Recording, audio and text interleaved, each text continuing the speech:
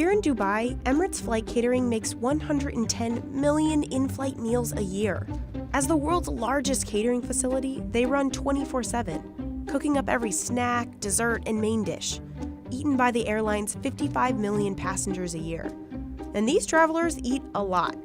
In 2018, Emirates passengers downed 72 million bread rolls, over 134,000 pounds of strawberries, 414,000 pounds of salmon, and more than 3 million pounds of potatoes. So how does the world's largest flying restaurant feed hungry passengers aboard nearly 200,000 flights a year? Well, before any cooking can even start, everything has to be unloaded off incoming flights. Plates, trays, trolleys, you name it. They're all dropped in the ground floor of the facility to be cleaned. Dishes are separated into categories and sent through industrial-sized warewashing machines. On average, the facility handles about 3 million pieces of tableware a day. Those trolleys that bring you drinks during your flight are also cleaned here.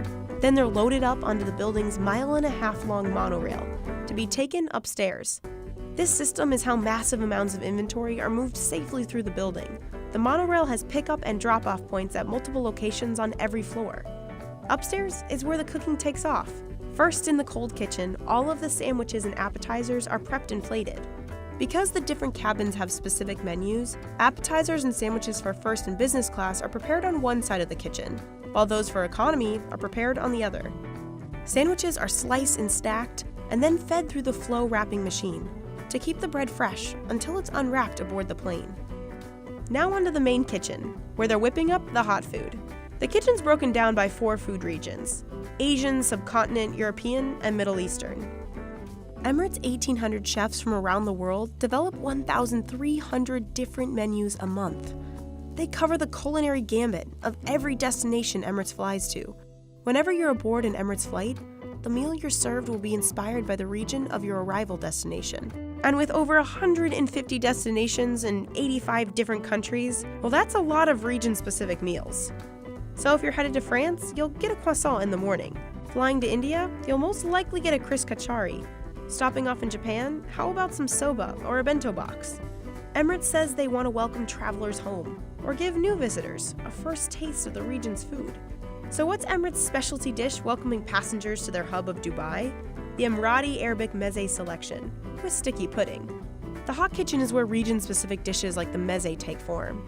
Chefs mix big vats of vegetables, grill lines of lamb chops, and top rows of dishes with garnishes.